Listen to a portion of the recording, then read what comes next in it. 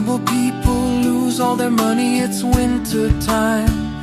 I hate winter. The ice and snow, the houses aglow, the no parking, the people sing, the traffic jams, the hams, the empty stores, the wreaths on doors. Bah humbug, it's Christmas time. When sensible people lose all their money, it's winter time. Hate winter. The ice and snow, the houses aglow, the no parking, the people sing, the traffic jams, the hams, the empty stores, the wreaths on doors. Bah humbug, it's Christmas time. When sensible people lose all their money, it's winter time. Hate winter. The ice and snow, the houses aglow, the no parking, the people sing, the traffic jams, the hams, the empty stores, the wreaths on doors. Bah humbug, I hate Christmas. Bah humbug, I hate Christmas. Bah humbug, I hate Christmas. Bah humbug.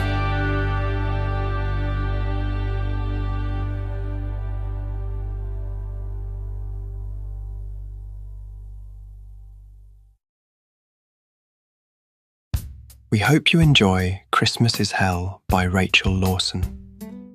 Chapter 1. The Manchurian Candidate. Christmas is Hell. It was a strange day when Blake Alexander found out about this odd case. Everyone at his hospital wanted to decorate the hospital for Christmas drunk on the Christmas cheer. But that was nothing the Reapers were trying to get the afterlife business in line with fate's decree that they celebrate Christmas with Reapers collecting people as Santa Clauses, which Blake was totally against. To him, it was an anathema. He felt like Scrooge. It was getting so Christmassy. The people at the hospital had stopped calling him Dr. Death on the upside, but on the downside, they called him the Grinch. He was in a bad mood when he visited the police station, which was trimmed for Christmas too. "We have got some paperwork for you to look at, Blake," said his great-uncle, the local sergeant of police. "Great. I love paperwork," said Blake sarcastically. He hated paperwork.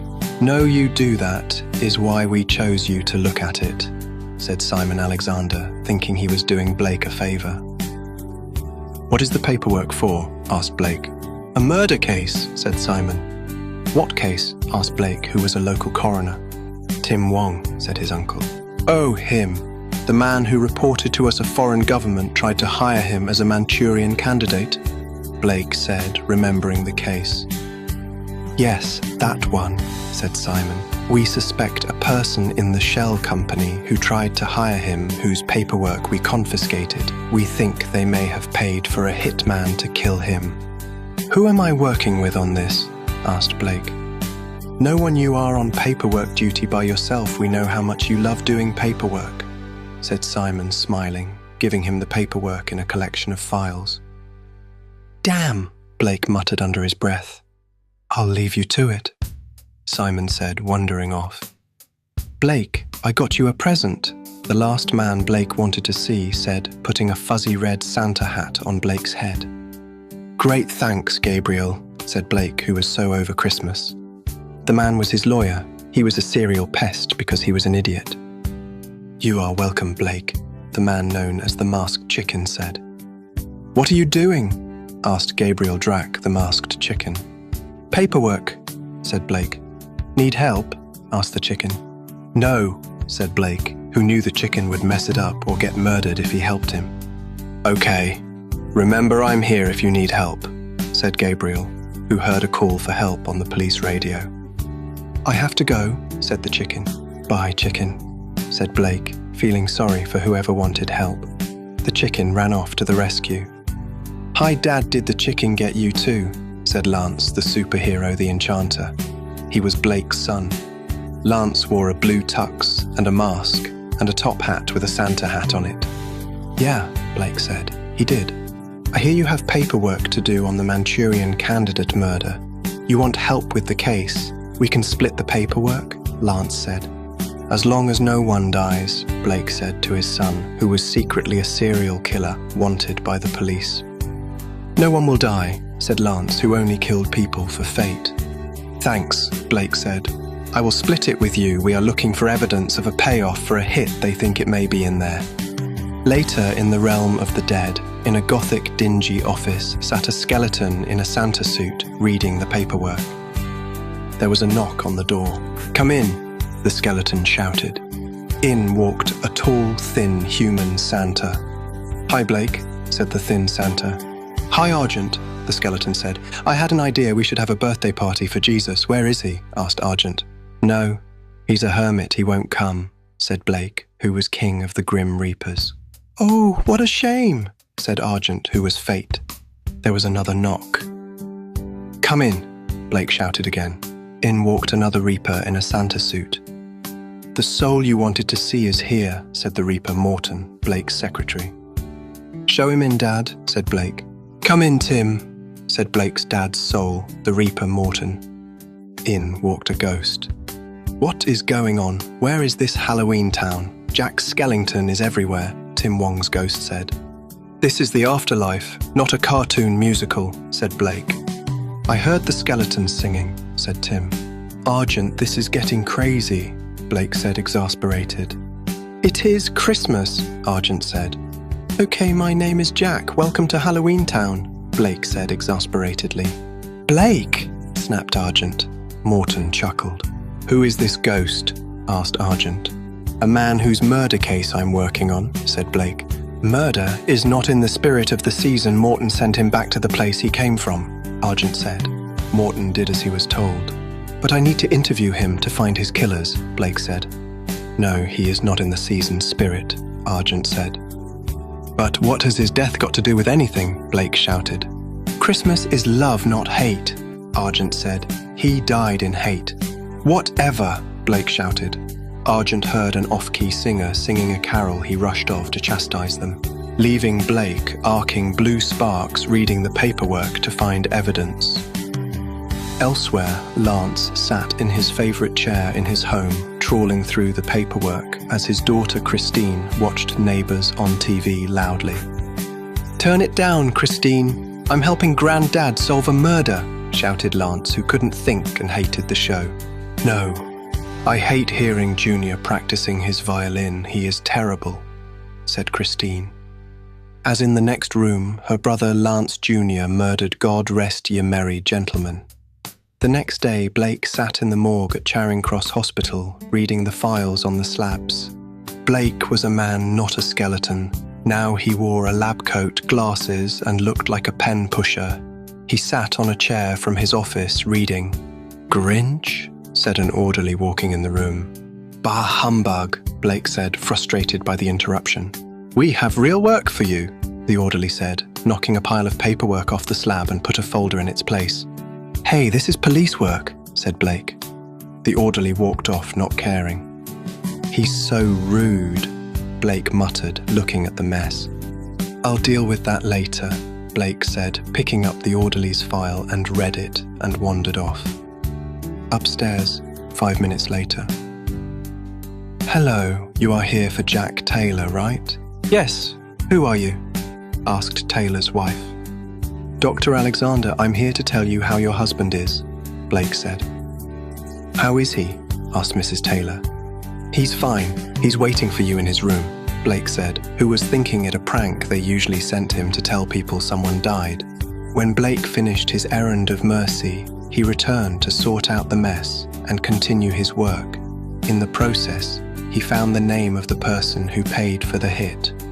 So confident was he, they were harmless. He went to confront them. Blake went to their home and was shot and gagged and tied up and was left to die helpless and wanting to kick himself for not telling anyone where he was. Blake was missed. The next day, Lance found the name of the hitman. Tell me the name of your employer in the Tim Wong hit, a skeleton in a Santa suit demanded. Jack Skellington, the hitman laughed. No, the necromancer, the Reaper said. The necromancer was the name Lance was known as the serial killer. Necromancer, echoed the hitman. Tell me his name, said Lance. Not only did they give a name, they gave an address. Where is Blake Alexander? Demanded Lance of the person who shot his father. Who? Asked the shooter. Where is he? Demanded Lance. I don't know who he is, said the shooter. You shot him, Lance said, reading the shooter's mind. What have you done with him? Lance snapped. There was a faint knock on a wall.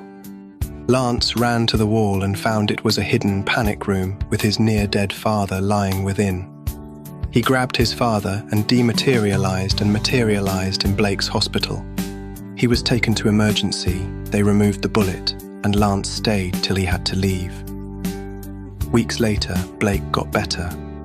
The hitman was arrested, but the shooter escaped the country with someone else's passport and disappeared as if they never existed. They thought it, they were a spy. Chapter 2. God rest ye merry gentlemen. The moon glowed like blood that night. It was an eclipse, known as a blood moon that night, when Blake Alexander was at the morgue autopsying what was left of his son, the necromancer's newest victim. The police wanted him as a violent serial killer. He was in reality the assassin of fate, who was Blake's boss too. Since when did your victims come in Santa outfits? Asked Blake, who was in a white lab coat with glasses. Since Argent told me to dress them like that, said a grim Reaper in a Santa suit. It's sick, said Blake, who was the local coroner. I have a gift for you, said the necromancer. Oh, that's nice of you, Blake said. I saw it and thought that was so you, said the necromancer. Blake was worried it was a prank. The necromancer made a package wrapped in Christmas wrapping paper appear out of thin air and gave it to his dad, who washed and dried his hands. That's nice of you, said Blake. Opening it was in Deject Shop packet. When he saw the picture on the packet, he was depressed. Thanks, you shouldn't have, Blake moaned. What is it? Asked his assistant coroner, Dante. Blake passed it to him. Dante laughed. It was a black Christmas t-shirt which read, I hate Christmas on it. Also on it was a smiling green Grinch head in a Santa hat. It's perfect, said Dante. Where's the Grinch? I need him, said a rude orderly pushing past the Reaper. The Reaper laughed. You wanted Blake, said the necromancer. You've got to see this t-shirt, Jack. You'll love it. It's Blake's, said Dante, showing it to the rude orderly. It's perfect, said the orderly, laughing. I got him a present too, said the orderly, passing Blake a parcel. Oh, thank you, you shouldn't have, said Blake, seeing it was a soft, singing, dancing Grinch toy that sang the Grinch song. The hospital staff called him the Grinch, and his son knew it. Are you a caroler? Jack asked of the Reaper. No, why? Asked the Reaper. A troop of similarly dressed Grim Reapers wandered into the room with a slim, human-looking Santa. They were singing, God rest ye merry gentlemen. Where did you get those carolers? They are great, said Jack. Blake was depressed. They were his Reapers. They had been press-ganged into Christmas. Caroling others were dressed like that, collecting souls. Argent, your friends are amazing. They look just like Jack Skellington, Jack Taylor, the thin Santa's friend said. I borrowed some Grim Reapers from my friend Mortimer the Reaper King to cheer up people in the hospital with a carol concert, said Argent. That is so sweet of you, said Jack Taylor to his friend, then added, Isn't it Grinch? Jack said to Blake, who was secretly Mortimer the Reaper King. Jack didn't know it though.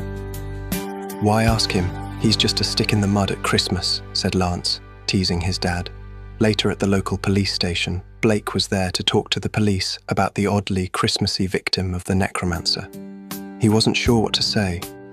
While he was there, he met his friend, the masked chicken, his lawyer. Hi, Blake, said the chicken.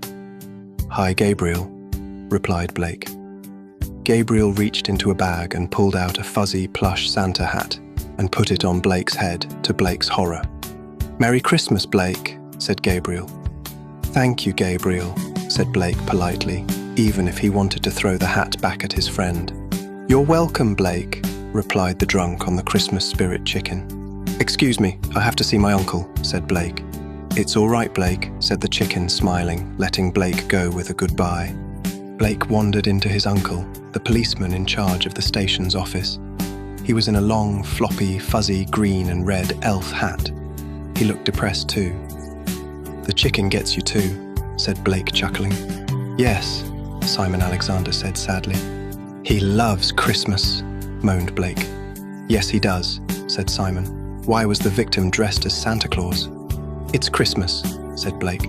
"I know, hard to not know around here," said Simon. Blake looked out the office window and saw more Santa reapers caroling.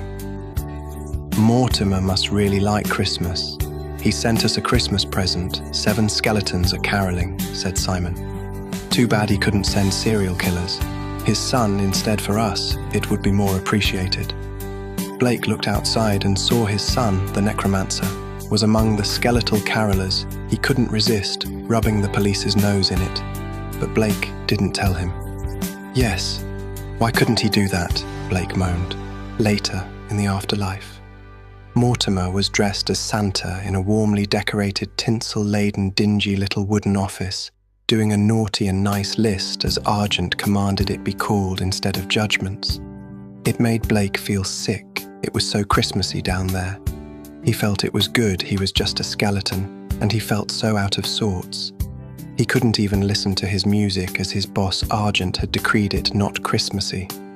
So in his office, he heard cheesy Christmas carols vetted and approved by Argent only. It was making him sicker. When Argent, the thin Santa, burst in the room accusingly. "What?" said Mortimer, looking up at him. "You need brandy," said Argent, making a glass of it appear in his hand, and he handed it to Mortimer. "But I don't drink," said Mortimer. "You can and must, it's Christmas," said Argent. "Okay, it's your party," said Mortimer. "Salute," Mortimer said, and drank. He ended up in a wet Santa suit. "Why are you covered in drink that's not in the spirit of the season?" said Argent. "I said I don't drink. I'm a skeleton. What did you expect to happen?" moaned Mortimer. "Dry up. You have a job," said Argent. "What do you want me to do now?" said Mortimer, casting a drying spell. "I want to report a drunk Santa at T-Mart, Charing Cross," a police receptionist heard on a phone call. "I'll send a local policeman in the area to help you," the receptionist said. Later, the police arrived at the mall. "You should be ashamed of yourself," a policeman said to the Santa who was shouting he wasn't drunk at a parent who he was arguing with. "Why?" asked Blake, who was dressed as Santa. "Why did you think you could drink and play Santa?" said the policeman. "My lousy boss made me do it. He made me drink and act as a shop Santa. But I'm not drunk, I just have drink on me," shouted Blake. "Why are you so angry?" asked the policeman, taking Blake under arrest. "Mortimer Death, you are released. Someone called Argent paid your bail," a policeman said, releasing him. Mortimer Death was wanted by the police because he missed his court hearing. Simon was livid when he saw the wanted poster for Mortimer. He thought he could have identified the father to catch the killer son. But the picture was of a grumpy-looking, disheveled human living Santa, so he thought he would never be found. Chapter 3. The Grinch Returns. Christmas carols rang around the photo with Santa area. A child wandered up to Santa Claus and sat on his lap. "What do you want, little boy?" moaned Santa, who sounded like he would rather be somewhere else. Nearby, Santa's adult son watched him joyfully. "I cannot believe you got Blake playing Santa again. He hates Christmas," said Santa's wife Angela to her stepson. "It wasn't me. It was Argent. A Santa in the Santa's agency was murdered. He's undercover as Santa to find the killer," said Santa's son, Lance. Lance left his stepmother and walked over to his father, shouting, "Grinch, are you trying to steal Christmas again?" Santa moaned and tossed off the child, ignoring him. "What do you want, boy, to kill Christmas too?" Santa moaned at his serial killer son. "The Grinch has to go feed the dead. Come back later," said Lance, glaring with eyes like fire at the nervous crying children who wanted to sit on Santa's lap. "Congratulations, you've killed Christmas," moaned Santa, feeling pity for the scared children. "Ignore the bad man, he's getting coal for Christmas." "I'm not going there, Dad," said his son, knowing giving coal was unwoke, and he could have said many things but didn't. "Oh, come with me, you brat," said Santa, dragging his son away. Later, in a furniture store, Santa walked in with his son, looking at the sofas. "What are you looking for?" asked Lance. "A settee for the waiting room outside my office in the afterlife," said the Santa, who was, in reality, the king of the Grim Reapers. "Why aren't you looking in a second-hand shop?" asked the son. "I'm looking for something new, not a haunted house special," said Santa. Half an hour later, "This one is so you, it's black stuffy and has your name on it," said Lance, seeing one called Mortimer, the Santa's Reaper name. "Ho, ho, ho," Mortimer said humorlessly. "Come with us, Santa," said a voice behind them. "I just wanted to buy a settee, since when was it a crime Santa buying furniture with his son?" said Mortimer, seeing the voice was a policeman's. "He's drunk or insane," said the other policeman, trying to take Mortimer in physically. "Are you invisible, boy?" asked Santa. "Yes," said Lance, the enchanter who was. "Oh, great. Let me go, I only want to shop," said Santa, trying to get away from the grip of the policeman to explain himself. "He's resisting capture," said the second policeman, Pepper, spraying Santa, who blindly fought to clean his eyes. The other officer pulled out a taser and shot Santa. Mortimer arced electrically. Being a creature of electricity as Mortimer was, he shorted out and collapsed to the floor. Meanwhile, his invisible son laughed insanely, amused by the scene. Santa awoke in a cell at the police station, full of drunk Santas. "Tell the guy in charge here Santa wants a word with him," shouted Mortimer to a policeman on guard duty. "Why?" asked the policeman. "Because I say so, Constable Carmichael," said Mortimer gruffly. Later, the man in charge of the station, Sergeant Alexander Drax, visited the cells to see what Santa wanted, finding a cell full of them. "I'm here, so who is Santa?" the sergeant asked. "I am," said Mortimer, who was pushed aside by a drunk Santa. "No, I am," said the pushy Santa. "Are you blind? I am Santa," slurred another. "Humans," grumbled Mortimer and disappeared into thin air. "I bet that was Santa," said the sergeant. Chapter 4. A very grim Christmas. Blake Alexander was feeling like death warmed up. As he stood autopsying his son, the assassin, the necromancer's latest victim as coroner. His son had dressed him up in tinsel and a Christmas outfit by order of their boss, Fate, a Christmas nut. Blake ran over to the sink and vomited. It was not the body that made him sick. It was the outfit that disturbed him. It was Christmas that made him sick. "Grinch, are you all right?" asked Jack, Blake's least favourite co-worker at the hospital where the morgue was. "Yes, Jack. I don't know what came over me," Blake said. "I need your help," said Jack. "I think I need a break from work here. I'll help you. Just let me clean up a bit," said Blake. Blake cleaned up. His assistant coroner, Dante, was called and he finished the autopsy. Blake went with Jack, thinking he'd be told to do a chore as usual. Blake was taken to an empty room. "Where is my patient?" asked Blake. "Patience," said Jack. "What patience?" "Why do you need me?" asked Blake. "We need your help," said Jack. Blake frowned. "How?" asked Blake. "We need a Santa," said Jack.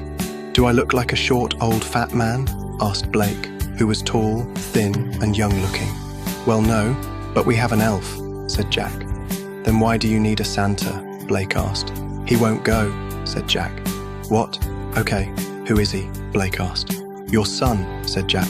"My son?" Blake asked. "Lance," said Jack. "Is anyone hurt?" Blake asked.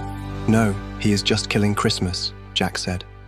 "Why did you let him in?" asked Blake, who was changing magically into a Santa suit.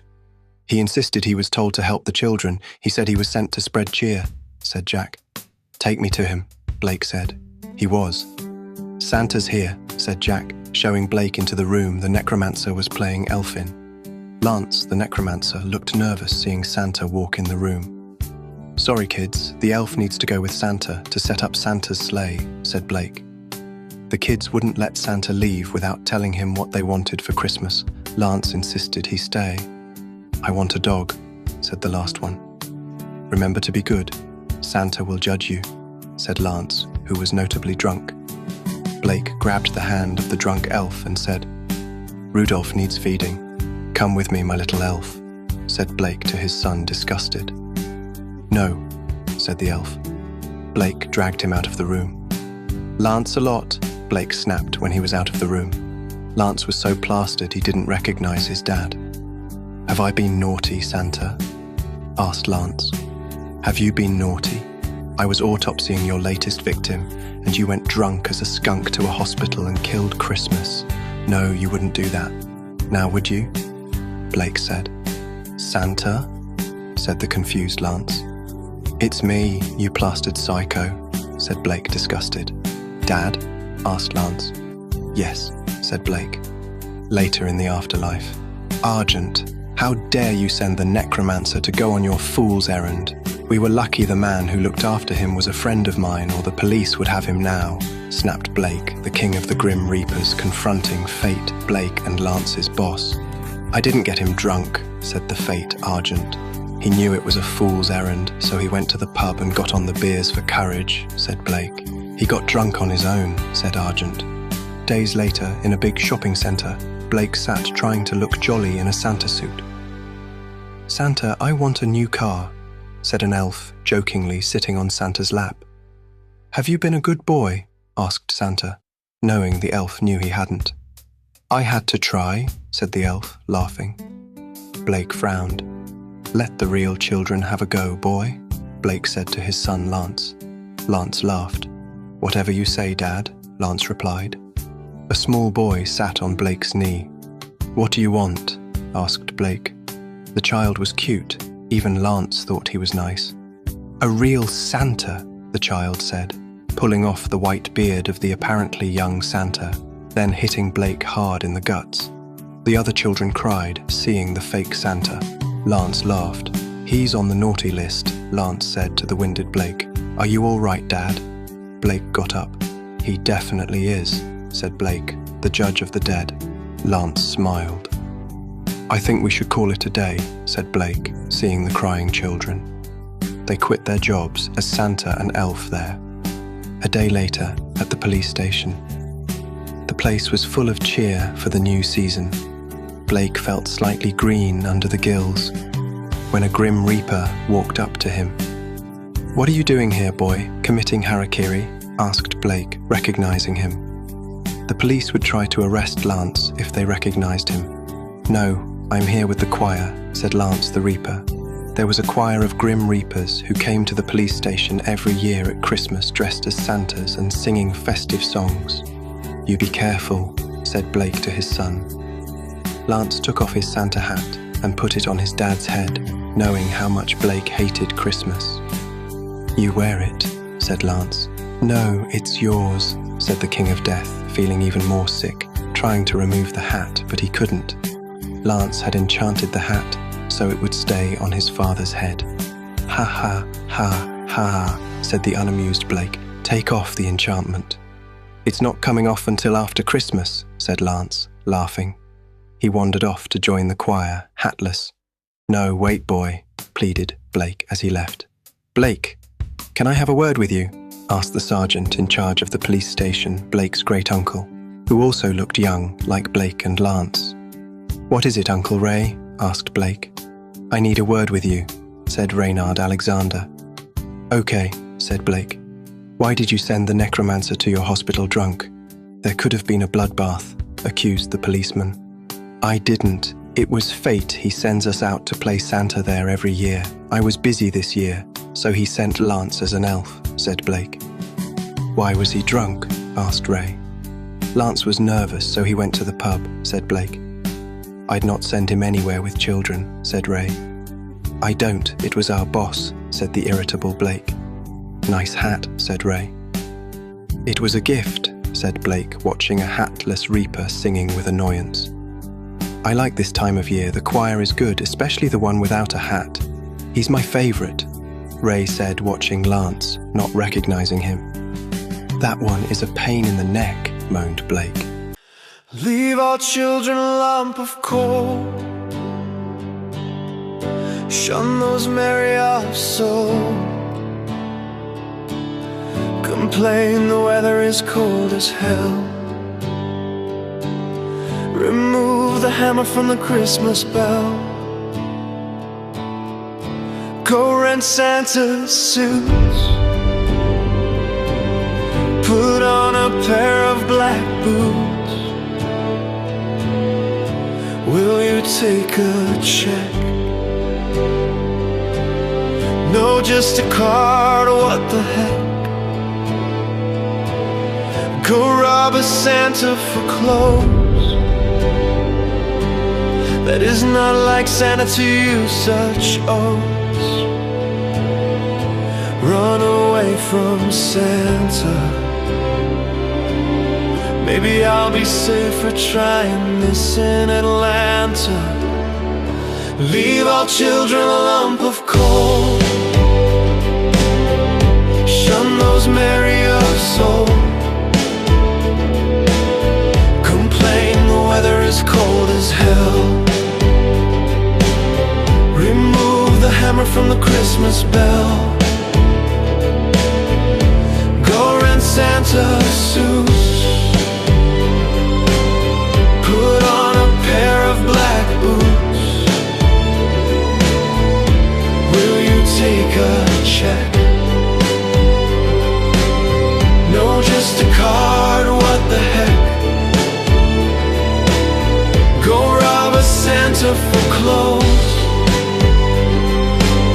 That is not like Santa to use such oaths. Run away from Santa. Maybe I'll be safer trying this in Atlanta. Leave all children a lump of coal. Shun those merry of soul. Complain the weather is cold as hell. Remove the hammer from the Christmas bell. Go rent Santa's suits.